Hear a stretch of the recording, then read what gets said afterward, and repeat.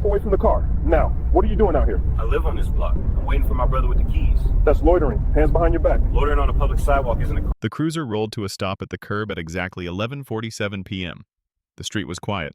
Too quiet, a row of small houses sleeping behind dark windows. A single streetlight flickering like it might give up at any moment. The man stood near a parked sedan, phone in his hand, not pacing, not hiding, just waiting. The red and blue lights washed over his face before the siren ever made a sound. "Sir, step away from the vehicle." The voice came sharp through the night, practiced, impatient.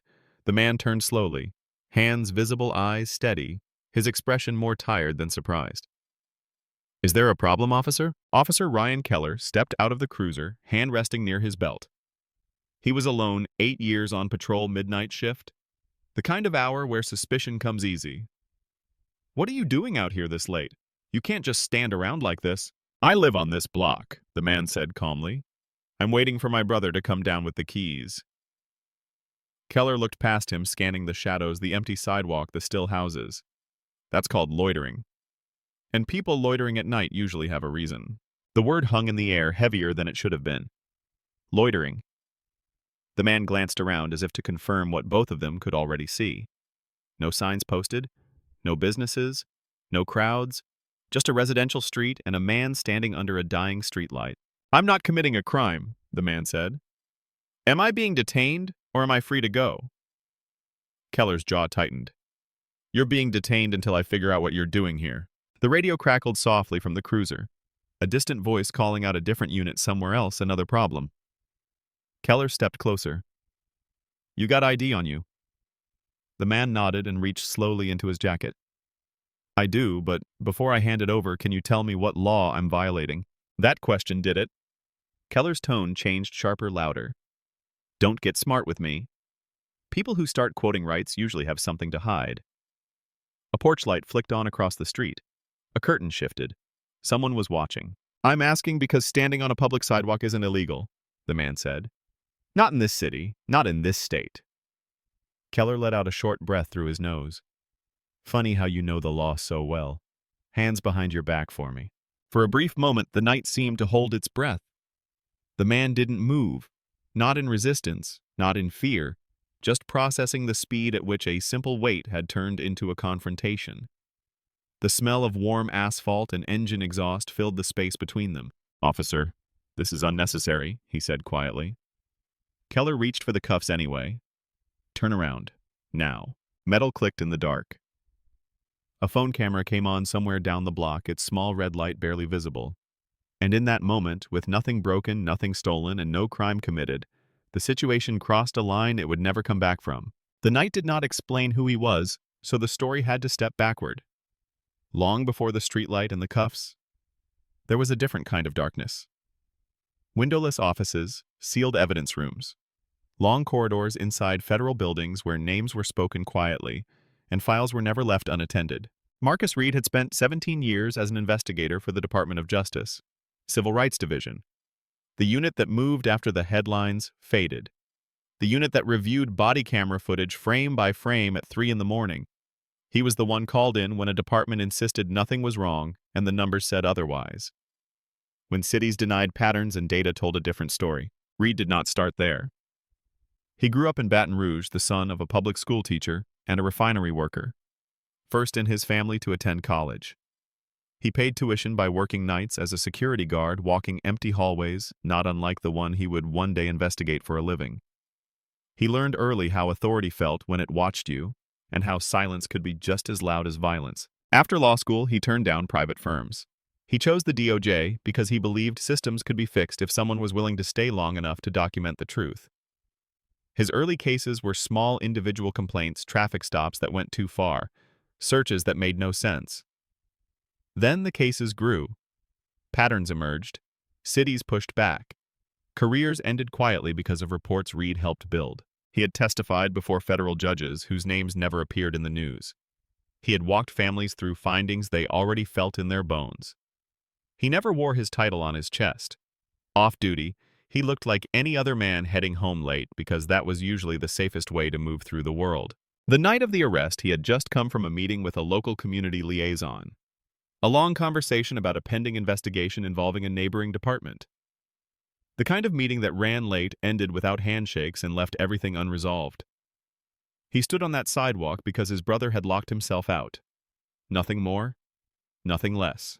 Across town, Officer Ryan Keller's story had unfolded very differently. Keller joined the department at 24. Second-generation law enforcement. His father had retired with a commendation plaque and a pension. Keller grew up believing the badge made things clear. Good people on one side, problems on the other. He was praised early for being proactive, for making stops others might let slide. His personnel file told a story no one liked to read all at once. 4 complaints in 8 years. None resulted in termination. 2 involved late-night pedestrian stops. 1 involved a search that produced nothing. Each time the findings were inconclusive. The language careful. Insufficient evidence. No policy violation sustained. Supervisors noted his intensity. Results-driven. Needs improvement in communication. Advised to work on de-escalation. Keller completed every required training. Signed every acknowledgement. He was never taken off the street. The midnight shift suited him. Fewer witnesses, more discretion. The city felt different after dark, and in that space, Keller believed instincts mattered more than explanations. He saw himself as the thin line between order and chaos. He did not see how often his instincts pointed in the same direction. By the time he pulled up behind Reed that night, Keller had already decided the story. A man alone, late, standing near a car. In his mind, those details formed a conclusion. Questions became challenges. Calm became defiance. What neither of them knew in that moment was how their histories were about to collide. Reed had spent years documenting unlawful stops just like this one. Keller had made them without ever seeing the final reports. The irony sat between them, invisible and heavy. A federal investigator specializing in police misconduct standing under a flickering streetlight being told he did not belong there. A patrol officer with unresolved complaints convinced he was in control. Backstories do not excuse behavior. They explain momentum. And by the time Keller's cuffs closed around Reed's wrists, both men were moving exactly as their pasts had trained them to move. One staying calm because he knew the law would matter later. The other escalating because backing down had never been required before. The night would decide which history carried more weight. The sidewalk felt smaller once the cuffs were on. Not physically, but socially. Doors that had been dark moments earlier began to glow with porch lights. A screen door opened halfway, then closed again. Someone across the street stood just long enough to see what was happening, then raised a phone without saying a word. Marcus Reed kept his voice even. "Officer, I've already explained why I'm here. I've offered identification. This doesn't need to go further." Keller didn't respond. He guided Reed a step closer to the cruiser. Not rough, but deliberate. "You don't get to decide that. Not tonight." Reed turned his head slightly, careful not to look confrontational. The cuffs were tight enough to be felt, not tight enough to leave marks yet. "If you check my ID, you'll see I'm not a threat. I'm waiting for family. That's it." Keller finally took the wallet Reed had been holding before the cuffs went on. He flipped it open quickly, flashlight beam cutting across the cards. Driver's license. Federal employee badge tucked behind a credit card. Keller paused just a fraction of a second. "What's this?" he asked, holding it up. "That's my DOJ credential," Reed said. "Department of Justice, Civil Rights Division." Keller let out a short laugh. "Anybody can buy a badge online." He slipped it back into the wallet without looking again. "Nice try." A voice came from the dark. That man didn't do anything. It was an older woman from the house nearest the corner. She stood on her porch, arms crossed tight against her chest. "He's been standing there 10 minutes. I saw him." "Ma'am, please go back inside," Keller said without turning around. "This doesn't concern you." She hesitated, then stepped back, but the phone in her hand stayed raised. Another neighbor had joined her, younger, filming from the sidewalk, now not hiding it. Reed spoke again, slower this time. "Officer, refusing to look at my credentials doesn't make them fake. You're escalating this without cause." Keller felt the eyes on him now. He could hear the faint digital chirp of a phone camera focusing. His shoulders stiffened. "You're interfering with my investigation," he said. "That's what you're doing. An investigation into what Reed asked." Standing still, the answer didn't come. Instead, Keller opened the back door of the cruiser. "Turn around. Sit down." Reed complied. Not because he agreed, but because he understood the moment. Every second was being documented now. Every word, every decision. As Reed lowered himself onto the hard plastic seat, he caught the reflection of the flashing lights in a neighbor's window. Red, blue, red again. The same colors he had watched on hundreds of body camera videos during investigations that started just like this. The crowd was small, but it was enough. 3 phones. Maybe 4. No shouting, no chaos. Just quiet disbelief spreading from one porch to the next. Keller shut the door and leaned against the cruiser for a moment, radio crackling at his shoulder. He glanced down the block, aware now that this stop was no longer private. He keyed the mic. Dispatch. I've got 1 male detained for loitering and failure to comply. From the back seat, Reed closed his eyes briefly. Failure to comply had become a catch-all phrase. He knew how it read in reports. He also knew how it fell apart under review. The escalation wasn't loud. It didn't need to be. It happened in the choices that were ignored, the evidence dismissed, the witnesses waved away. And with every phone still recording the situation, moved further from a warning and closer to something permanent. The door closed with a dull thud that sounded louder than it should have. Plastic seat, narrow space. The smell of disinfectant mixed with old coffee and warm electronics. The red and blue lights pulsed through the rear window, slow and steady, washing over Marcus Reed's face in repeating waves. He sat upright, hands cuffed behind him, shoulders relaxed by habit rather than comfort. Outside, Officer Keller walked around the front of the cruiser boot, scraping lightly against the pavement. The night air felt heavier now, charged with something unspoken. Keller opened the driver's door and sat down. He didn't start the engine right away. He adjusted the radio, shifted in his seat, cleared his throat. The silence stretched thick and deliberate. "You want to tell me again why you're here?" Keller said, eyes forward. Reed answered without hesitation. "I'm waiting for my brother. I've done nothing illegal. You've detained me without reasonable suspicion." Keller smirked faintly. "You keep saying that like it changes things." "It does," Reed replied. "Just not tonight." The engine turned over. The cruiser pulled away from the curb tires, rolling slow, almost ceremonial. As they passed the houses, Reed caught glimpses of faces in windows. Phones still raised lights, glowing where darkness had been moments earlier. Evidence being created in real time. The drive to the station took 12 minutes. No siren, no rush. Just the low hum of the engine and the occasional radio transmission bleeding through the silence. Keller didn't look back. Reed didn't speak again. Inside Reed's mind, the legal framework assembled itself automatically. 4th Amendment, unlawful detention, arrest without probable cause, retaliation for asserting rights. He had written reports on cases like this, reviewed footage, advised prosecutors. Now, the facts were no longer theoretical. They were personal. Keller's thoughts moved differently. He replayed the stop in fragments. The question about the law, the badge in the wallet, the phones coming out. A faint pressure settled in his chest, unfamiliar and unwelcome. He pushed it away. He had control. He always did. The cruiser turned into the station parking lot just after midnight. Fluorescent lights buzzed overhead. The building looked the same as it always had, concrete and glass, indifferent to what was about to walk through its doors. Keller opened the back door. "Step out." Reed did. The cuffs clicked softly as he straightened.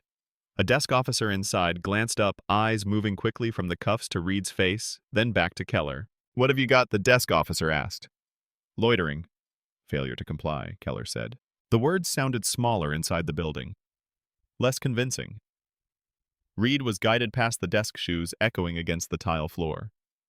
Other officers looked up briefly, then away. Processing was routine. Belongings removed. Wallet opened. The federal credential slid out onto the counter, this time face up. Clear, undeniable, gold seal catching the overhead light. The processing officer froze. Looked at the card. Looked at Reed. Looked back at Keller. "You verify this?" she asked quietly. Keller hesitated. "Just a beat too long. Not yet," he said. That pause changed everything. The room felt suddenly smaller, like the air had been pulled tight. Reed watched the officer pick up the credential with care, turn it slightly, inspect the details. "I'm going to get the supervisor," she said. As she walked away, Reed felt the shift. The injustice had reached its peak not in the handcuffs, not in the ride, but right here. In the moment where proof was visible and denial had to work harder to survive. Somewhere down the hall, a door opened. Footsteps approached. And for the first time since the cruiser lights had come on, Keller felt something crack beneath his certainty. The supervisor arrived without hurry, but the room responded to him anyway. Lieutenant Aaron Whitmore, 22 years on the job. The kind of man whose presence quieted conversations without raising his voice. He stopped at the counter when he saw the credential still lying there untouched since it had been placed down. "Where did this come from?" he asked. Processing officer nodded toward Marcus Reed. It was in his wallet. Whitmore picked it up carefully. He didn't rush. He turned it front to back eyes, scanning details he had learned to respect over a long career. The seal, the formatting, the expiration date. His jaw tightened, not in anger but in recognition. "Mr. Reed," Whitmore said, looking up. "Can you state your position for the record?" Marcus Reed met his eyes. Department of Justice, Civil Rights Division, Senior Investigator. The room went still. Not dramatic, not loud. Just a collective pause as meaning settled in. A DOJ investigator, in handcuffs, for loitering. Whitmore turned slowly toward Keller. "Did you verify this credential?" Keller shifted his weight. "I intended to." That wasn't the question, Whitmore said. "Did you verify it?" No, Keller answered. Whitmore nodded once, the way people do when they receive confirmation of something they were hoping was wrong. He stepped away from the counter and spoke quietly to the processing officer. "Call the duty captain and call legal. Now." The call took less than 2 minutes. Federal identification confirmed. Active status, Civil Rights Division. Everything Reed had said on the sidewalk checked out line by line. Keller stood rigid, eyes forward as the confirmation came through. The confidence that had carried him through the stop drained from his posture in visible increments. His shoulders dropped. His breathing changed. The badge on his chest felt heavier than it had an hour earlier. Whitmore walked back to Reed. The cuffs came off first. The sound of the ratchet releasing echoed in the small room. "Mr. Reed, you are not under arrest. You are free to go." Reed flexed his wrists slowly. Blood-returning expression controlled. "I want copies of every report, every body camera file, every dispatch log connected to this stop. Tonight." Whitmore didn't argue. "You'll have them." Keller finally spoke. "Sir, I didn't know." Reed looked at him then. Really looked. "I told you. More than once." That was the moment of the truth landed fully. Not the credential, not the confirmation call. The realization that this had not been a mistake born of confusion, but a choice made under certainty.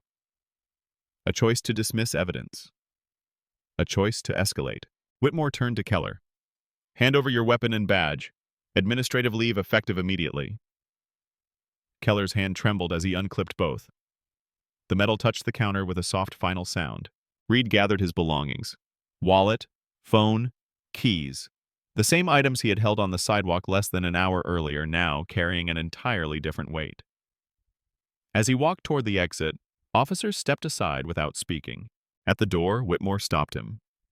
"Mr. Reed, on behalf of this department, I apologize." Reed nodded once. "Apologies don't undo patterns," he said. "But they do create records." Outside, the night air felt different. Cooler, cleaner. The streetlight buzzed overhead as Reed paused, pulled out his phone and made one call. Not to family, not to friends, to work. By morning, this stop would no longer belong to the night shift. It would belong to files, hearings, and consequences. And Officer Keller knew it.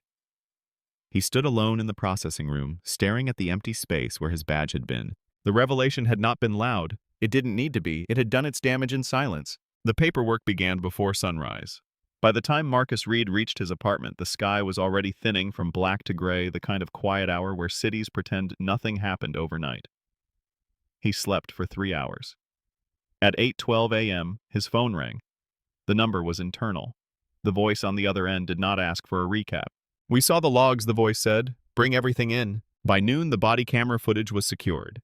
The cruiser dash cam, the dispatch audio, the neighbor videos already circulating in private group chats. Reed did not need to explain the case. The case explained itself. The formal complaint was filed within 48 hours. Unlawful detention, false arrest, Retaliation for asserting constitutional rights. Violation of the Fourth Amendment. Violation of federal civil rights statutes. Each allegation tied to a timestamp. Each claim supported by video, audio, and written record. On the third day, one of the neighbor videos went public. It showed Reed standing still under the streetlight, calm, hands visible, asking a question that never got answered. By the end of the week, it had been viewed 6 million times. The headline spread faster than the facts. Black man arrested for standing on his own street. DOJ investigator detained for loitering. The comments followed predictable lines.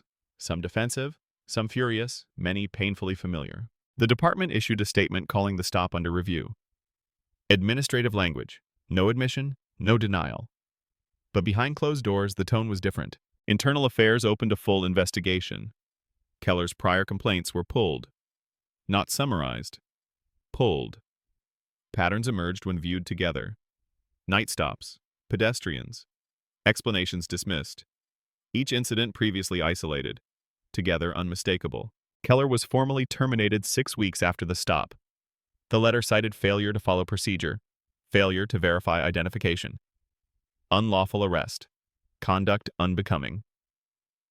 His appeal lasted less than 10 days. The footage was too clear. The witnesses too many. The plaintiff too credible. The city attorney watched the videos once, then again, then asked for the numbers.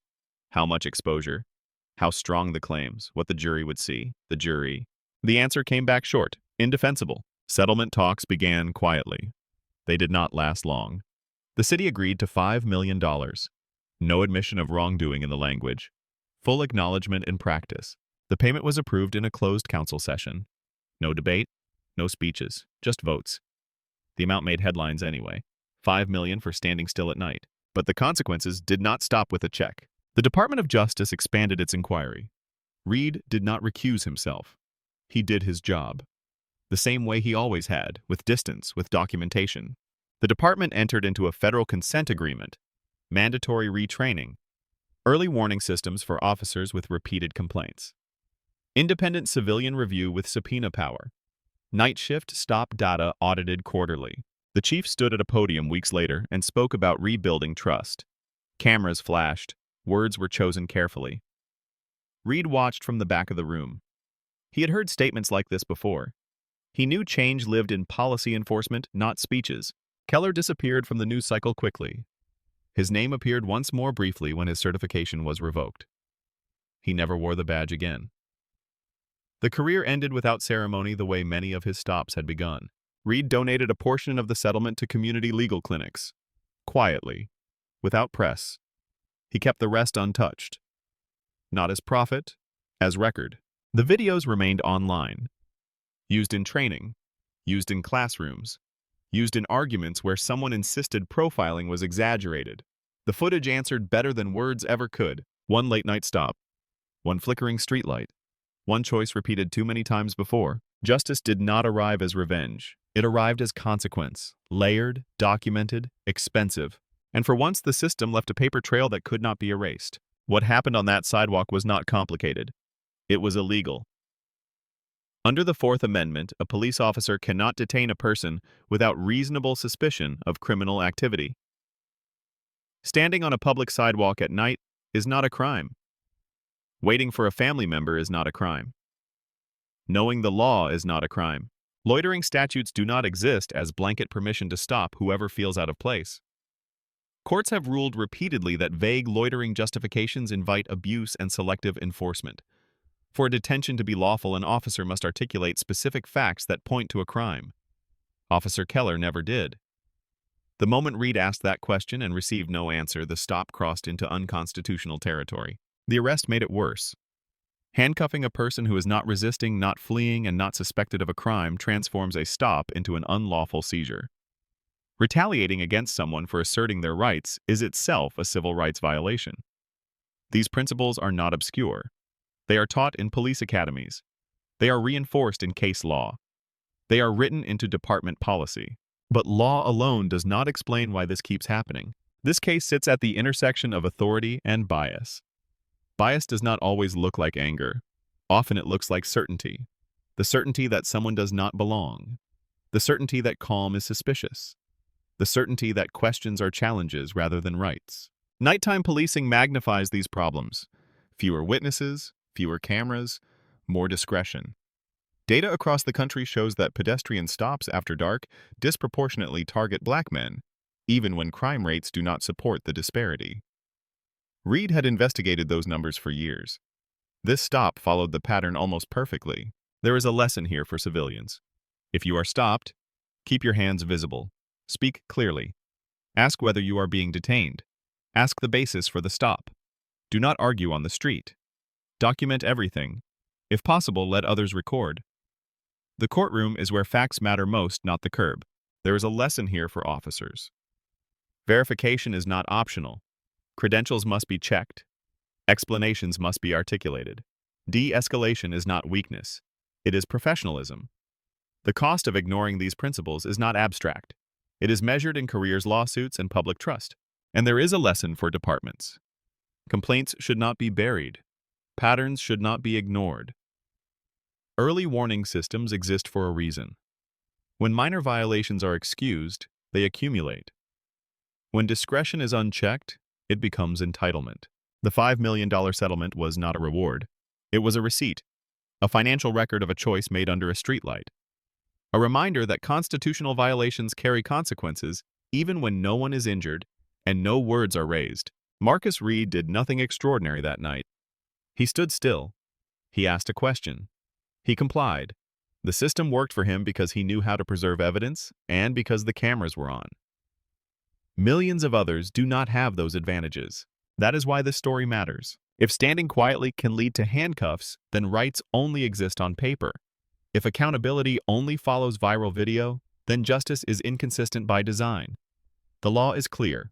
The challenge is enforcing it when it is inconvenient. The final question is not about one officer or one stop. It is about how many times this happens without a camera, without a DOJ investigator, without a settlement. You decide what accountability should look like. You decide what standing still should mean in a country built on constitutional protections. Because justice does not begin with badges or lawsuits. It begins with recognizing that looking suspicious is not the same as being guilty.